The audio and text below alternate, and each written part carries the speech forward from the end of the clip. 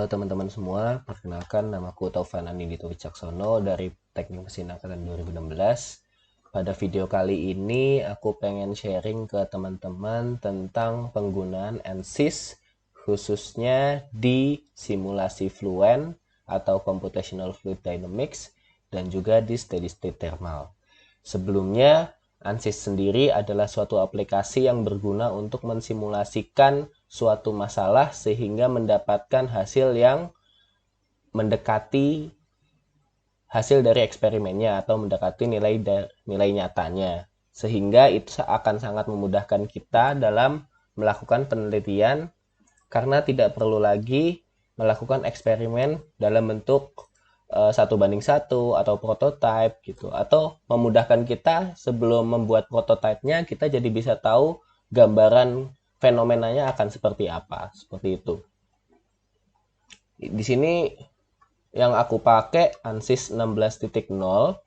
Aku udah buka workbench-nya. Workbench sendiri itu adalah suatu sistem terintegrasi di mana banyak simulasi bisa dilakukan dalam secara bersamaan. Kita jadi bisa langsung masukin berbagai jenis simulasi ke dalam satu project schematic. Jadi kita bisa masukin fluid flow atau ya Fluent itu, kemudian kita bisa masukin Abaqus, kita bisa masukin Steady State Thermal ke dalam satu project schematic. Jadi teman-teman bisa mensimulasikan satu benda dalam berbagai kondisi, bagaimana kondisi ketika dipanaskan, kondisi ketika dialiri udara, kondisi ketika diberi tegangan, itu bisa teman-teman simulasikan dalam satu project yang terintegrasi seperti itu. Nah, untuk simulasi pertama yang akan kita coba yaitu simulasi Fluent, Computational Fluid Dynamics. Fluent sendiri itu aplikasinya dan jenis simulasinya adalah Computational Fluid Dynamics. Computational Fluid Dynamics ini berfungsi untuk mensimulasikan permasalahan pada aliran fluida. Kita langsung aja ya. Di sini kita langsung bisa klik Fluid Flow, Fluent. Kemudian kita drag ke dalam project schematic, masukin ke kolom ini.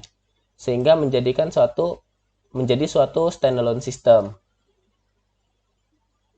Nah, setelah menjadi satu standalone system gini, kita lihat dulu, di sini ada 5 bagian utama, yaitu geometry, mesh, setup, solution, and results. Geometri ini ya jelas kita berfungsi, geometri ini berfungsi untuk membuat geometri dari simulasi yang mau kita buat. Bisa 3 dimensi maupun 2 dimensi. Kemudian setelah geometrinya jadi, kita bisa lakukan proses meshing. Meshing ini membagi-bagi geometri tersebut menjadi bagian-bagian kecil sehingga simulasinya menjadi lebih akurat. Kemudian setelah kita selesai meshing, masuk ke proses setup. Di setup ini kita memasukkan boundary condition dan juga asumsi-asumsi yang kita gunakan dalam simulasi.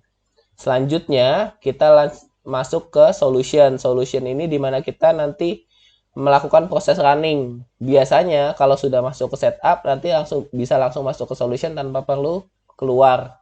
Nanti akan kita lihat sendiri ketika kita ketika videonya berlangsung ya. Kemudian kita masuk ke results. Results ini adalah bagian di mana teman-teman bisa melihat hasil dari simulasi teman-teman.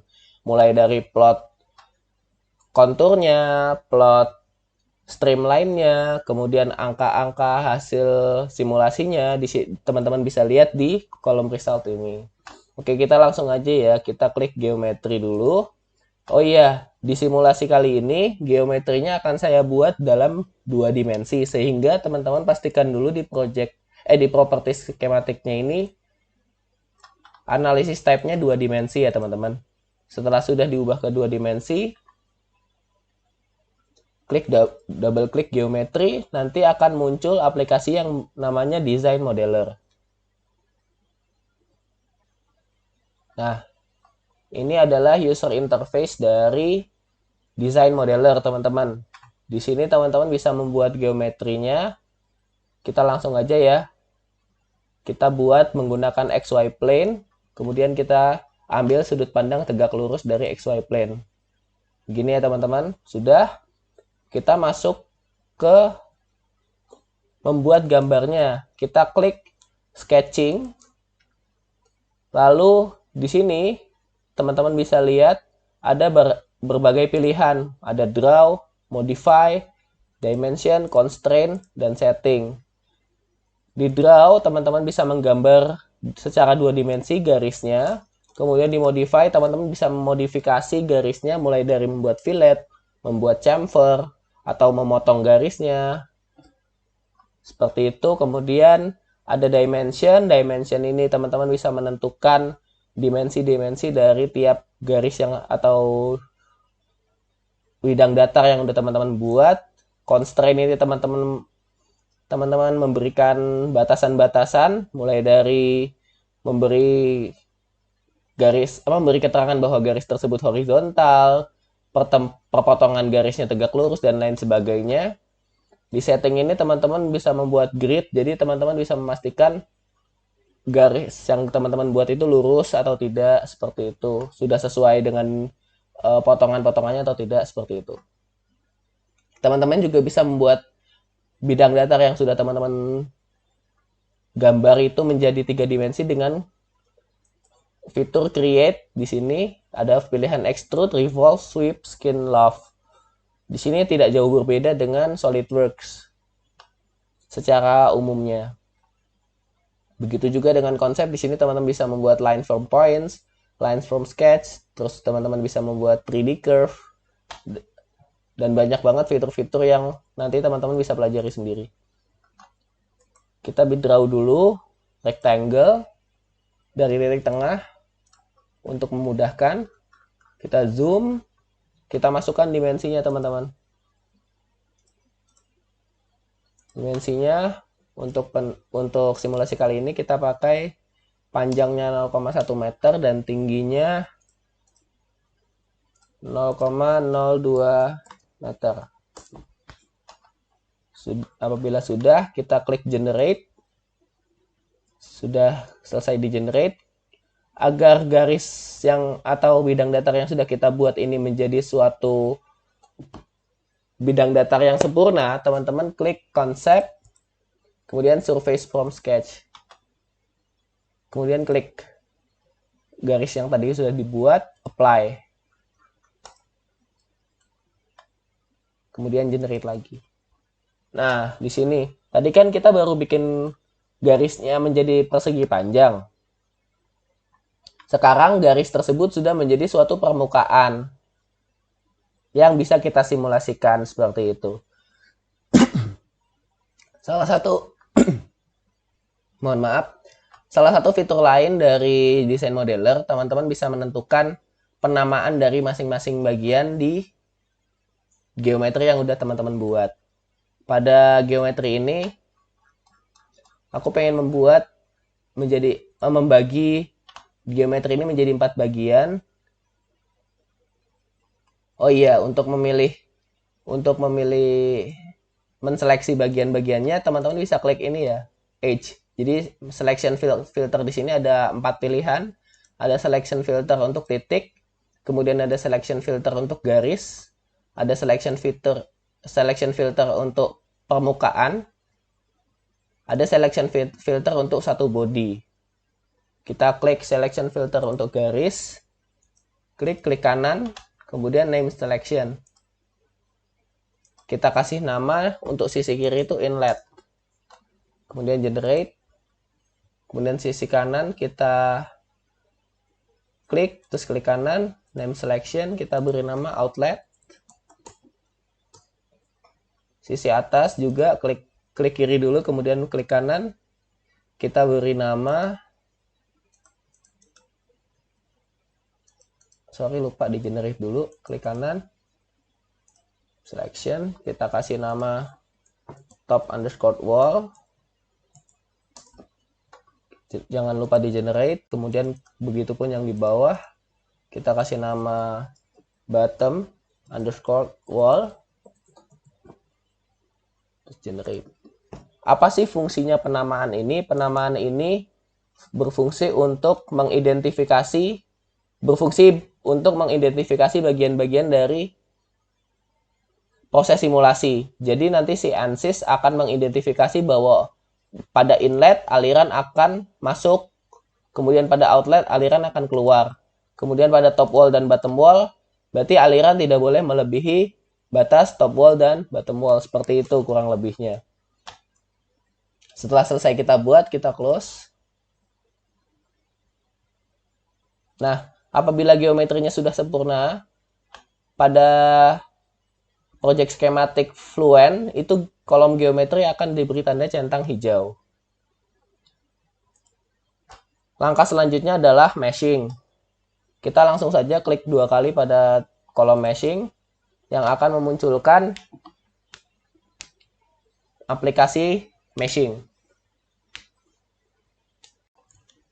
Nah, ini adalah user interface dari aplikasi meshing. Di sini teman-teman bisa lihat di sisi kiri di outline ini ada pilihan geometri, coordinate system, mesh, kemudian ada name selection. Name selection itu tadi yang sudah kita beri nama masing-masing bagiannya.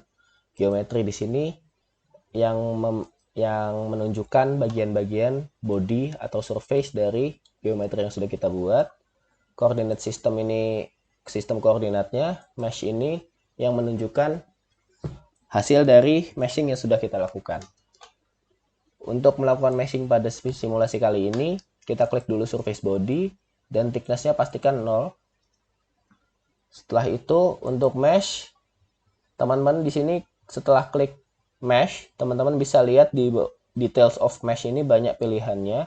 Sizing itu digunakan untuk mengatur ukuran dari mesh yang akan kita buat di sini atau di penelitian ini. Kita akan menggunakan minimum size-nya 0,01 meter. Begitupun max size-nya 0,01. Max size-nya juga 0,01. Kemudian langsung saja kita generate.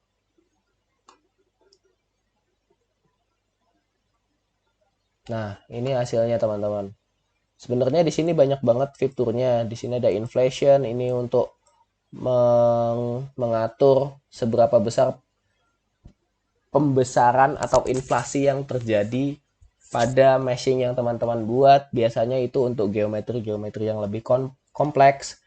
Ada assembly meshing. Assembly meshing ini kalau teman-teman bodinya adalah body assembly, di sini bisa mengatur meshing pada bagian assembly-nya. Jadi pada bagian mate-nya, pertemuan antara geometri 1 dan geometri 2-nya. Kemudian ada patch conforming. Patch conforming ini pertemuan antara satu mesh dengan mesh yang lain, apakah conforming atau acak. Kalau acak nanti titiknya nggak akan serapih ini. Kemudian patch independent juga demikian. Kita melihat topologinya. Untuk advance ini tidak begitu banyak digunakan karena biasanya defaultnya saja sudah cukup bagus. Ini di featuring. Kemudian untuk statistik di sini teman-teman bisa melihat hasil nodes dan elemen yang teman-teman buat dari meshingnya. Untuk melihat kualitas dari meshing, teman-teman bisa lihat mesh metric di drop down. Teman-teman bisa lihat ke skewness. Nah, di skewness ini nanti kelihatan semakin besar angka skewness, angka maksimum dan average skewness, itu semakin jelek kualitas dari meshing yang teman-teman buat. Namun untuk ini maksimum dan minimumnya sangat bagus, jadi kita bisa langsung saja menggunakan meshing ini. Apabila teman-teman ingin mengubah meshingnya menjadi bentuk lain, teman-teman bisa pilih face meshing, kemudian memilih metodenya. Mau quadrilateral seperti tadi atau triangle. Triangle ini nanti bentuknya jadi segitiga. Ini geometrinya kita klik, surface-nya kita apply, kemudian kita generate mesh. Nanti meshingnya jadi seperti ini. Gitu teman-teman. Oke, kalau meshing sudah selesai, kita bisa close. Nah, ini kan tandanya belum hijau. Teman-teman tinggal klik kanan, kemudian update aja. Setelah kita selesai dengan proses meshing, kita lanjutkan dengan proses setup. Proses setup ini teman-teman bisa melakukan setting boundary condition, terus kemudian memasukkan asumsi-asumsi yang akan digunakan pada simulasi, dan lain sebagainya. Langsung kita buka saja, kita klik setup 2 kali. Kemudian kita pilih processing option yang serial, karena yang paralel ini adalah untuk simulasi-simulasi yang lebih kompleks. Kemudian untuk optionnya kita pilih double precision, agar hasilnya semakin akurat. Kita tunggu.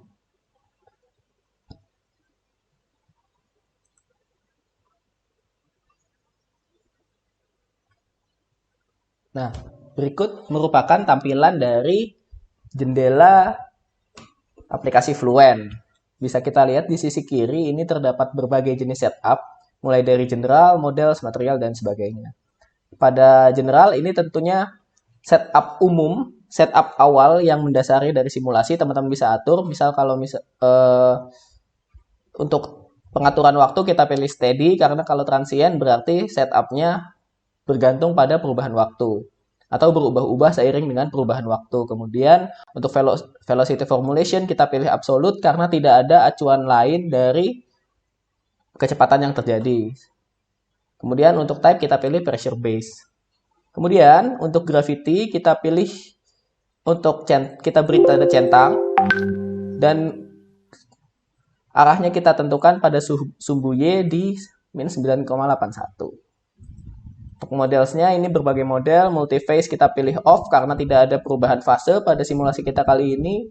Kemudian energinya kita beri tanda centang karena nanti pada simulasi yang kita lakukan sekarang akan ada proses perpindahan panas, sehingga kita perlu memasukkan parameter temperatur di dalam simulasi yang kita lakukan. Kemudian untuk viscosity-nya kita pilih laminar. Apabila teman-teman di suatu saat nanti ingin membuat simulasi yang turbulen, teman-teman bisa pilih di antara banyak option untuk simulasi turbulen. Begitu juga kalau misalnya teman-teman melakukan simulasi yang dilakukan pada aliran invisit, bisa teman-teman pilih modelnya invisit dan lain sebagainya. Kemudian untuk material, untuk defaultnya, fluidnya itu yang kita gunakan adalah udara dan solid yang kita gunakan adalah aluminium. Tapi kalau teman-teman misal mau merubahnya, teman-teman bisa klik create or edit. Nah, nanti di sini teman-teman bisa lihat ada Fluent Database. Fluent Database ini berbagai jenis fluida maupun benda padat ada di dalamnya, jadi bisa kita pilih. Namun untuk penelitian kali ini atau simulasi kali ini kita pilih udara saja. Untuk cell zone ini, teman-teman, cell zone itu adalah bagian zona-zona penelitian. Untuk cell zone condition ini, teman-teman bisa menentukan material-material di bagian-bagian tertentu dari simulasi yang dilakukan. Karena simulasi ini adalah simulasi sederhana, maka bagiannya hanya terdapat satu bagian, yaitu surface body. Dan di sini kita bisa lihat material yang kita gunakan adalah udara. Jadi, surface body ini materialnya udara, gitu. Kemudian ada boundary condition. Boundary condition ini tempat di mana teman-teman memasukkan asumsi-asumsi. Misal di bottom wall kita pilih untuk simulasi kali ini kita berikan temperaturnya 273 atau 0 derajat Celcius. Teman-teman bisa masukkan parameter-parameter lain di sini sesuai dengan kebutuhan teman-teman pada simulasi-simulasi lain yang mungkin teman-teman akan lakukan. Kemudian untuk inlet kita berikan asumsi velocity-nya 1 meter per second dengan suhu udara masuknya katakanlah 380 Kelvin. Kemudian untuk outlet ini tidak perlu diubah. Kemudian top wall-nya kita pilih suhunya sama dengan bottom wall, yaitu 273. Kemudian ini ada dynamic mesh. Dynamic mesh ini digunakan untuk meshing yang bergerak. Pada simulasi kali ini kita tidak menggunakannya. Untuk reference value-nya kita gunakan inlet. Reference zone-nya kita gunakan surface body. Kemudian kita lanjut ke solution. Nah, di sini di solution method ada berbagai jenis pressure velocity coupling, skema pressure velocity coupling yang bisa digunakan. Di sini ada simple, simplex, piezo, dan coupled yang teman-teman bisa pelajari masing-masing penjelasannya. Tapi pada penelitian ini kita gunakan simple. Untuk spatial discretization-nya kita gunakan semuanya second order upwind dan second order, sedangkan untuk gradiennya kita gunakan least square cell base. Untuk penjelasannya bisa teman-teman cari tahu lebih lanjut melalui jurnal-jurnal maupun di ANSYS Guide. Untuk solution controlnya kita biarkan default. Nah, untuk monitor kita pilih di sini absolute kriterianya. Apa itu absolute kriteria? Absolute kriteria ini adalah parameter di mana untuk menentukan absolute kriteria ini adalah parameter yang menentukan kapan simulasi atau iterasi yang berlangsung akan selesai, yaitu titik konvergensinya. Pada penelitian kali ini kita gunakan saja 1E-05 di semua parameter.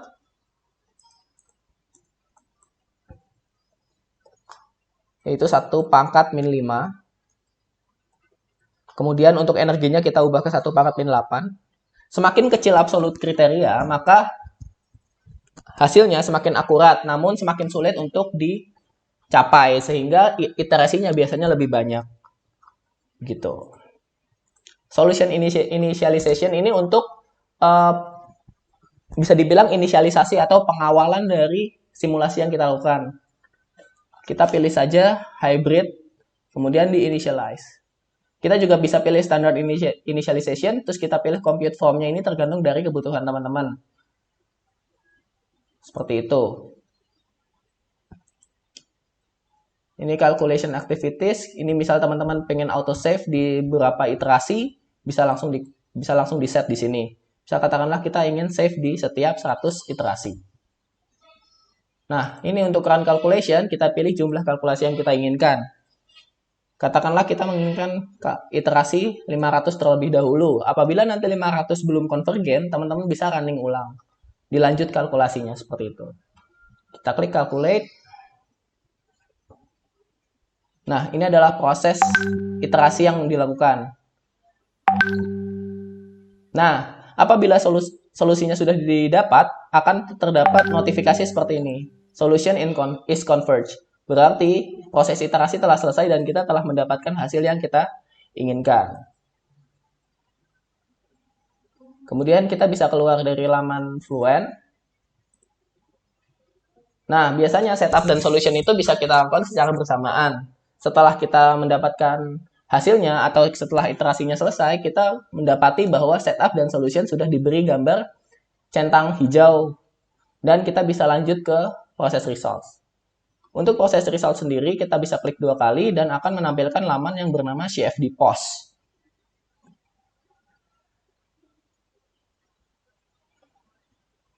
Nah, ini adalah tampilan dari laman CFD Post. Apa sih fungsinya CFD Post? CFD Post ini berfungsi untuk menampilkan hasil dari simulasi yang kita telah lakukan. Bisa menampilkan angkanya, bisa menampilkan konturnya, arah alirannya, seperti itu. Misal kita ingin menampilkan kita ubah dulu arah sudut pandangnya. Misal kita ingin menampilkan kontur temperatur di sepanjang aliran. Kita bisa pilih kontur, kemudian kita klik all domains. Kemudian location-nya kita langsung pilih aja simetrinya. Simetri ini maksudnya body yang di sisi dinding sebelah sini. Itu kita pilih. Terus variabelnya katakanlah kita ingin melihat temperatur. Kita sudah, ini kok jumlah kontur ini untuk menampilkan berapa warna yang kita ingin tampilkan, berapa gradien warna yang kita ingin tampilkan. Katakanlah kita ingin menampilkan 20 gradien warna. Kita klik apply. Nah, seperti ini teman-teman. Ini hasilnya dan ini legenda dari simulasi yang telah kita lakukan. Warnanya semakin merah berarti dia mencapai suhu maksimal yaitu 380 Kelvin. Seperti itu. Atau misal teman-teman pengen melihat alirannya, kita bisa klik streamline. Kemudian start from-nya dari inlet, teman-teman. Nah, kemudian langsung saja, ini udah velocity, ini sudah equilibrium space, dan arahnya sudah forward, kita langsung apply, nanti akan muncul tampilannya. Ini untuk melihat tampilannya, konturnya kita matikan dulu. Nah, seperti ini untuk alirannya.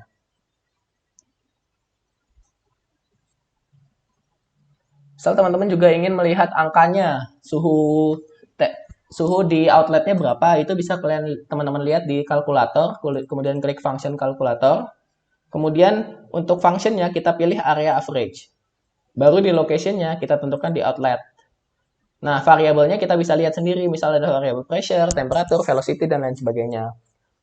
Misal kita ingin lihat temperatur, kita klik, kemudian calculate.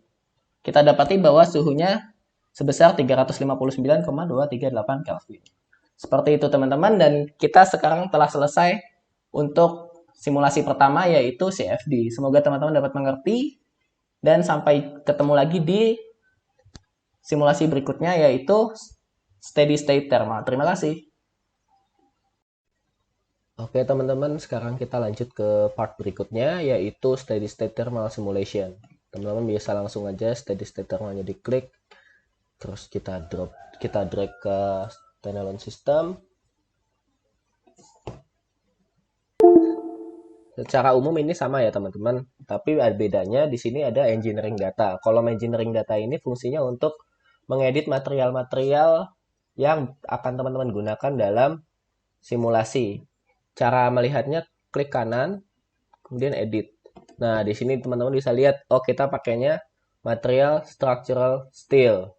Kalau misalnya teman-teman pengen menggunakan data lain atau material lain, klik engineering data sources.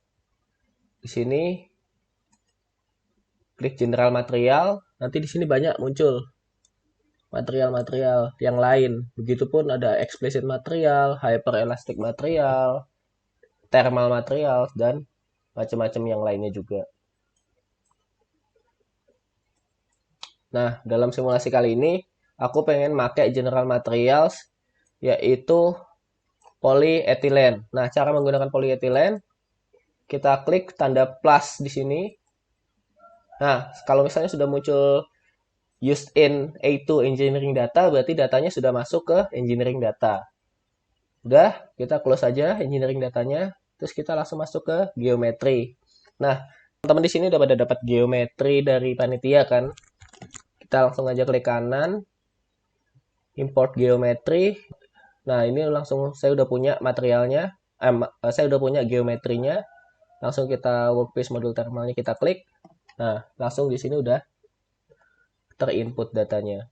Setelah geometrinya terinput, kita bisa membuka model. Model ini akan membawa kita ke proses meshing. Klik 2 kali. Nah, ini user interface-nya masih sama. Ini geometrinya. Dari geometri ini kita pengen ubah dulu material. Caranya, teman-teman buka drop down geometri ini, kemudian klik part satunya. Assignment-nya kita ubah jadi polyethylene. Kita langsung aja klik mesh to solve untuk melihat bentuk meshing dasarnya.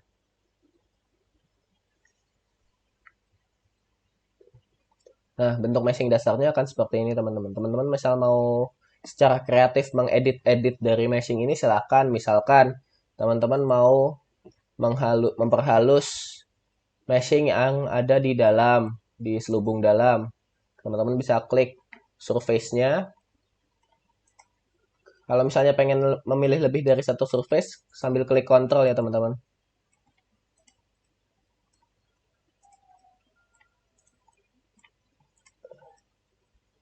Terus teman-teman pengen memperhalus, insert, kemudian refinement.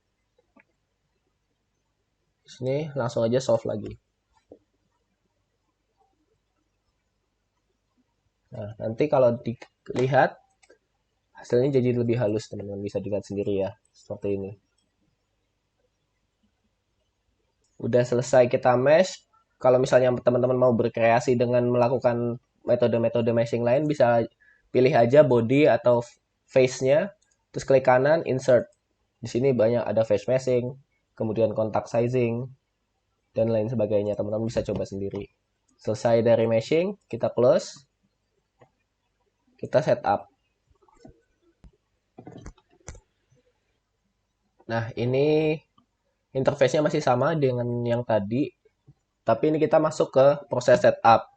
Kita lihat dulu dari modul yang panitia berikan kepada saya, kita akan melakukan simulasi terhadap 3 asumsi ini, di mana the pump housing is mounted to a pump which is held at a constant 60 degrees Celsius. We assume the mating phase on the pump is also held at this temperatures. Jadi teman-teman akan mengeset atau mengatur suhu bagian bawah dari pump itu 60 derajat di sini ya teman-teman. Dilihat di bagian tengah ini. Kemudian the interior surface of the pump are held at the constant temperature of 90 degrees by the fluid. Berarti kita asumsikan di dalam sini, di selubung dalamnya itu suhunya 90 derajat. Kemudian the exterior surfaces are modeled using a simplified convection correlation for stagnant air at 20 degrees Celsius. Jadi bagian luarnya kita asumsikan terjadi konveksi dengan suhu 20 derajat Celcius. Bisa dilihat di sisi kanan. Oke, langsung aja kita masukin asumsi-asumsinya ya teman-teman. Kita set bagian bawah dari pump, bagian housingnya ini 60 derajat Celcius. Kita klik face-nya, jangan lupa pastikan face selection di sini. Kemudian insert temperature. Kita set 60 derajat Celcius. Sudah. Kemudian bagian luarnya. Nah, ini kan banyak face nih, teman-teman harus pilih satu-satu. Nggak bisa langsung. Pastikan semua face-nya sudah terseleksi.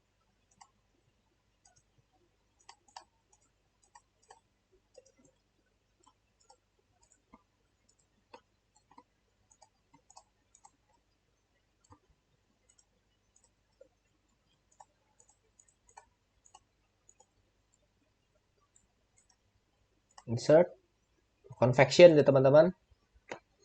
Di sini ambient temperature-nya 20 derajat Celcius. Film koefisiennya teman-teman lihat lagi. Ini 5E pangkat min 06.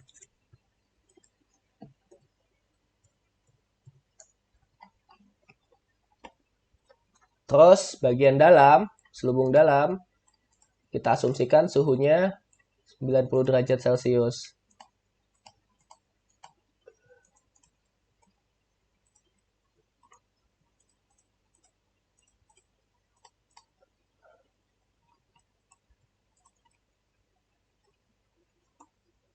Klik kanan, insert temperature, suhunya 90.